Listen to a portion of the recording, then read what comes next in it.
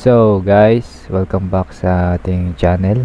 Ang topic natin for today is about sa analog multimeter, no? Sa mga gustong matuto na mga bago kung paano gamitin yung multimeter, tuturo ko sa inyo to. Alam ko bihira na lang tong gumagamit nito eh.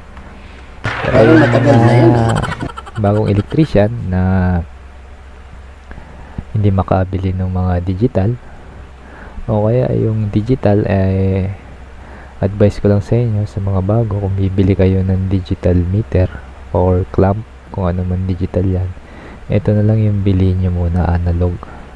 Mura na siya, tsaka accurate siya naman pag ginagamit mo siya sa kahit anong reading. Hindi katulad nung digital na mumurahin, medyo hindi accurate yung mga reading nun. Pwede yun sa voltahe, pero pag sa mga resistance na or continuity, hindi ako sure kasi naka-encounter ako nun, sablay yung reading sa mga ganon. So advice ko sa mga bago, ito na lang yung gamitin nyo. Mas accurate to kahit na makabili kayo ng mura. So start Ganyan siya na pag tayo. hinihingal, oh. Bali, yung ituturo ko is tatlong common methods lang na ginagamit ng isang electrician.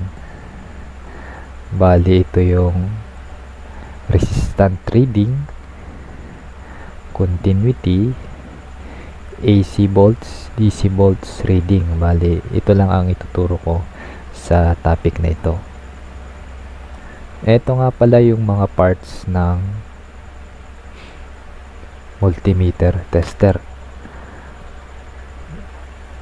Andito yung point needle. Siya yung needle na pag gagamitin mo na, siya yung nagtuturo ng tamang scale kung ano yung nare-reading mo. Ito naman yung ohm scale dito sa bandang taas para sa mga ohms. Ito naman yung voltmeter scale, 0 point adjuster. Yung 0 point adjuster naman, ginagamit lang to pag nag-iiba yung calibration ng needle mo.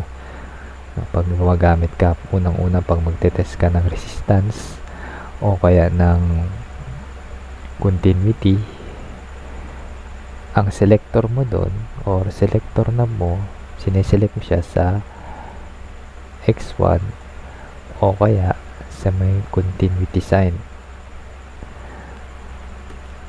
Tapos yung test prod, sino-short mo yan. Pag sinort mo yung test prod, i-adjust mo yung 0 ohms adjuster. Pag yan ay hindi umabot sa 0, pwedeng lobat yung battery o kaya hindi na-calibrated yung needle pointed mo. So minsan doon pumapasok yung paggamit sa 0 pointer adjuster. Pero kadalasan ang nagiging sira ng tester is yung mga blow out na resistor at saka mga fuse nya. Pero pag mura lang talaga yung tester mo, talagang mahirap siyang ayusin, so bibili ka ng bago. Pero nasa pag-iingat din naman yun. So lipat na tayo sa kung paano yung tatlong methods na sinasabi ko kanina. So dito muna tayo sa unang method, yung sa may ohm scale reading at saka continuity. So pag mag-reading ka ng continuity, may mga tester na merong continuity sign. Ito,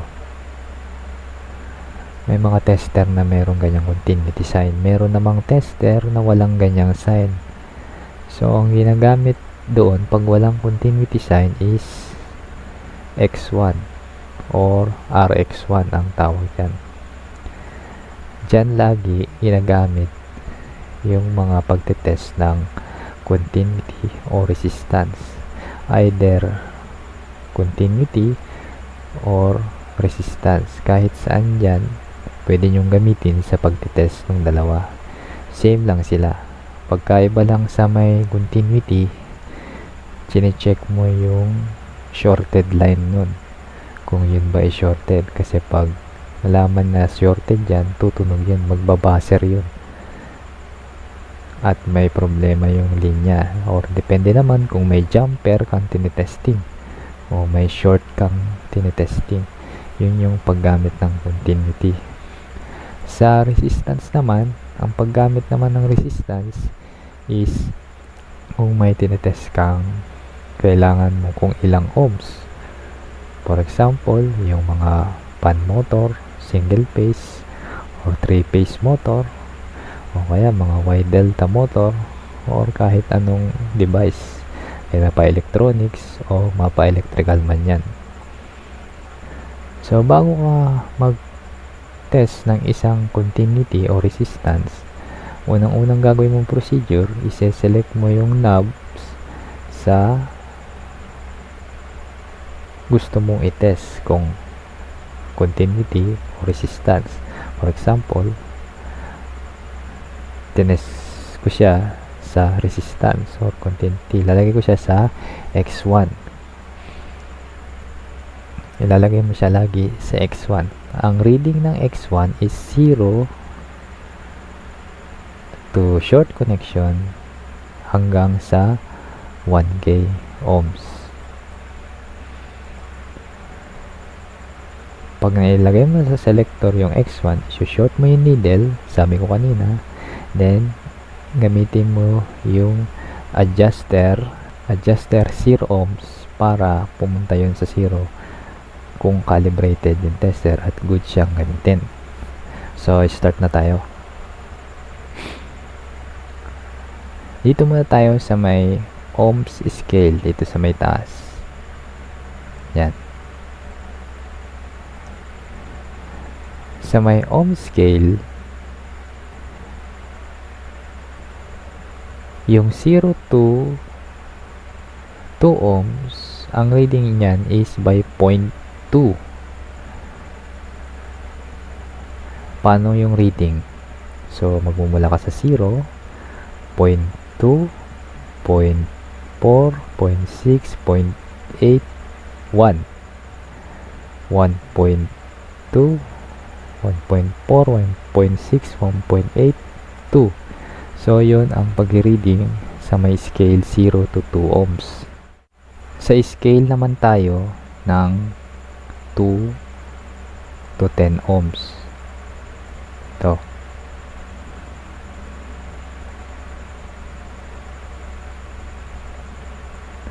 Bali, ang reading dyan sa 2 to 10 ohms ay mag-start ka sa 2 by 0.5 yan.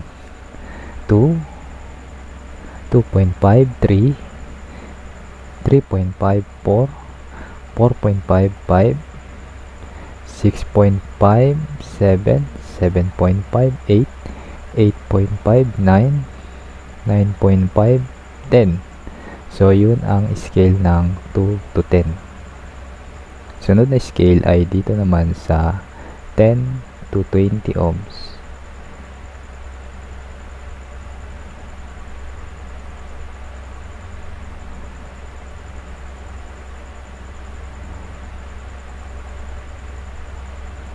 Sa 10 to 20 ohms, start ka sa 10. So, by 1 yan. 10, 11, 12, 13, 14, 15, 16, 17, 18, 19, 20. So, yun ang scale reading ng 10 to 20 ohms.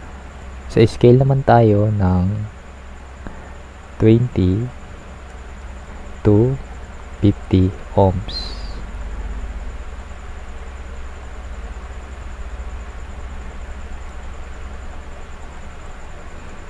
Ang pag-reading naman yan is mula sa 20 by 2 naman yan. So, 20, 22, 24, 26, 28, 30, 32, 34, 36, 38, 40, 42, 44, 46, 48, 50.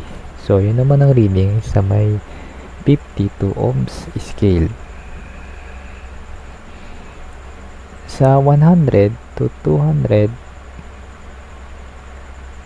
ohms scale naman,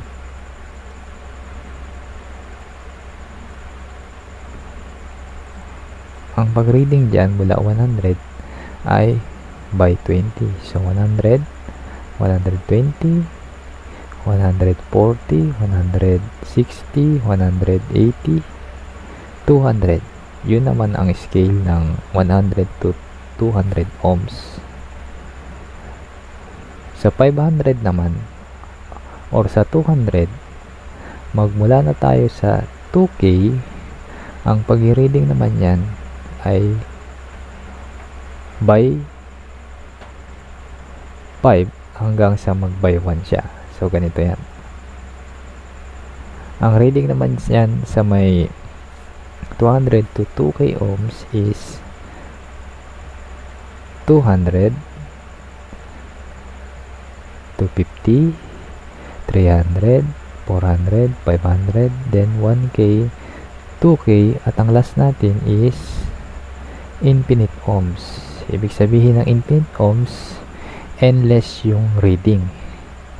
Hindi mo na siya marireading dahil lampas-lampas na siya sa scale mo. Hanggang 2K lang ang scale natin. So, magbibigay ako ng sample na mga 3 sample lang para kung ano yung reading niya pag pinoint ko yung needle pointer doon sa ohm scale na yon. So, ayan yung sample ng needle. Bali, ano ang kanyang tumapat? Ano ang kanyang reading? Sabi ko nga, yung 50 by to 100 ohms is by 5. So, 50, 55, 60, 65, nasa 70 ohms yung tumapat na needle. So, isa pa. Ayan. Sa by 10 naman to 20 ohms, ang sabi ko nga, by 1 yung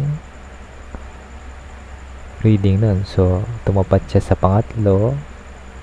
Ang reading niya ay 13 ohms. Ganyan lang mag-reading ng resistance gamit ang analog tester. Kaya, mas maganda talaga siyang gamitin. Para sa akin, ginagamit ko naman siya talaga ng matagal noon. Okay rin siyang gamitin. So, lipat na tayo naman sa voltage. Sa voltage naman, yung AC at saka DC voltage scale ay parehas lang ang basa ng scale niya. Ang pinagkaiba lang nila, direct current is DC at saka AC is alternating current. So, mataas na voltahe ang AC, mababa ang DC. Iba yung voltahe ng direct current ampere sa alternating current ampere na voltahe. So, dito muna tayo sa voltage scale ng 0 to 10 volts. Nasa ilalim yung scale niya ito. Sa 0 to 10 volts, i-range mo yung knob dito sa may 10 volts ACB. Ang pagbabasa ng scale niyan ay 0 by 2 yan. By 0.2, 0, 0.2, 0.4, 0.6, 0.8, 1. 1.2, 1.4, 1.6, 1.8, 2. 2.2, 2.4, 2.6, 2.8, 3. 3.2, 3.4, 3.6, 3.8, 4. By 2, by 0.2 ang kanyang scale reading sa 0 to 10 volts. Punta naman tayo sa 0 to 50 volts kung paano ang kanyang scale. Ang scale niya is by 1. Dito pa rin sa taas ang base ng reading niyan. So, sa 0 to 50 volts is start sa 0, 1, 2, 3, 4, 5, 6, 7, 8, 9, 10, 11, 12, 13, 14, 15 hanggang makarating ka sa 50. Ang 0 to 50 volts scale ay by 1. Punta naman tayo sa 0 to 250 volts. Ang scale naman yan ay by 5. Bali, ang reading yan ay dito sa may taas pa din. Pwede rin dito sa baba. Sa ibang tester, ganun ang reading niya. Baliktad yung 10 sa baba into 50 na sa taas. Pero sa kalagayang ito, sa display na ito, ang reading nito bali ay sa baba ka mag-reading. So, start natin yung scale. So, start sa 0, 5, 10, 15, 20, 25, 30, 35, 40, 45, 50, 55, 60, 65, 70, 75, 80, 85, 90, 95, 100 hanggang sa makarating ka sa 250 volts. Yan ang scale ng 0 to 250 volts by 5 na scale. Sundan mo lang yung range ng knob mo kung saan ka mag-reading ha. Kung 250, range mo siya sa 250 ACB kung ACB ka. Kung 50 ACB, range mo lang sa 50 ACB. Kung sa DC, same lang din. 250 or 50 or 10 or kung mababa pa yan. Doon naman tayo sa 1000 volts. So, walang 1000 volts dito sa display, no? Ganito yung pang-reading yan. Isi-select mo sa may 1000 volts yung selector knob. Tapos, ang 0 to 1000 volts is by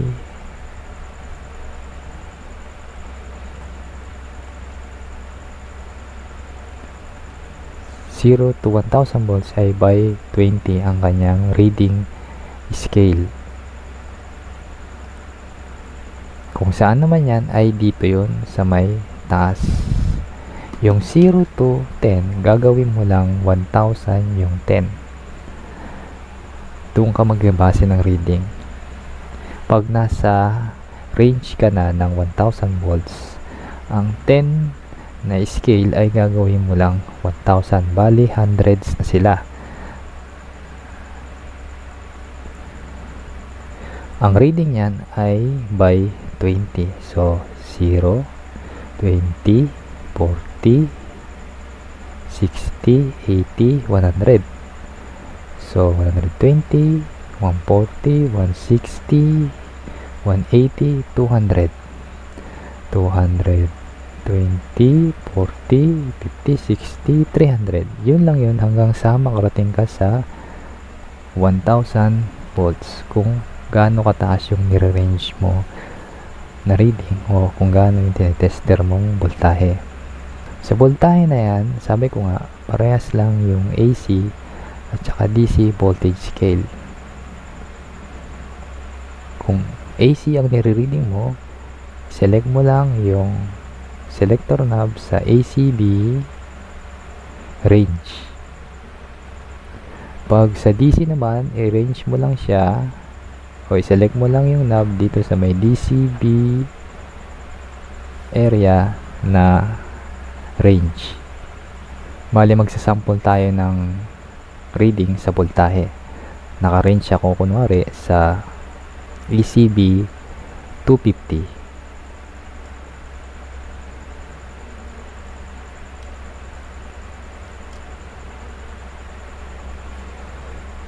Ayan. Ayan yung pointer needle natin. So, pag nasa 250 ka, sa baba ka babase. So, ilan siya? Siya ay nasa 200 volts ACB. Nasa range naman ako kunwari ng ACB 10 volts. Ilan ang kanyang reading? Bali siya ay nasa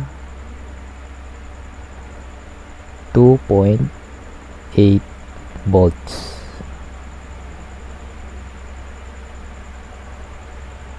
Punta naman tayo sa 50 volts ACB. Ilan siya? Siya ay nasa 31 volts. Kung pupunta ka naman sa 0 to 1,000, nasa taas yan, ang reading naman niya ay 620 volts. So, ganun lang pag-reading ng ACB and DC volts scale. Sa may part pala ng X1, ayan, sa part na yan, ang madalas talagang ginagamit dyan ay pag nag-range ka dyan is X1. So, sa pagtetest naman ng condition ng capacitor is sa susunod na nating topic yon. Ibigyan ko lang kayo ng idea o hints sa pagtetest ng good capacitor o kondisyon ng capacitor. I-range mo ang analog tester knob sa X100. Pag mag-check ka ng value ng capacitor, kung ang tester mo ay may CUF o microfarad, dyan mo i-range yan. Kaso may maximum ang mga analog tester, minsan nasa 500 microfarad lang ang maximum yan. Sa X1K naman at sa 100K at X1K, sa part na yan is sa electronics na yun, no? So hindi na natin muna pakikialaman yun. Kung gusto nyo lang malaman pa yung about sa kabuuan ng tester, pwede naman tayo manood sa mga tropa nating electronics at sa mga iba pang vlogger natin na sinishare yung kanilang knowledge. So ito lang ang ating vlog ngayon. Sana may natutunan kayo kahit papano sa ating basic tutorial sa analog multimeter. Sa mga susunod na vlog ko pala, no, baka may i-upload ako para sa mga may experiensadong electrician naman about sa mga BMS controller at sa mga Y Delta, ano yung mga bagong controller ngayon, sa mga fire pump controller, sa mga susunod kong vlog. Medyo madami pa akong iba-vlog. Inuuna ko lang muna yung mga basic natin. So hanggang sa muli, maraming salamat sa panonood and God bless.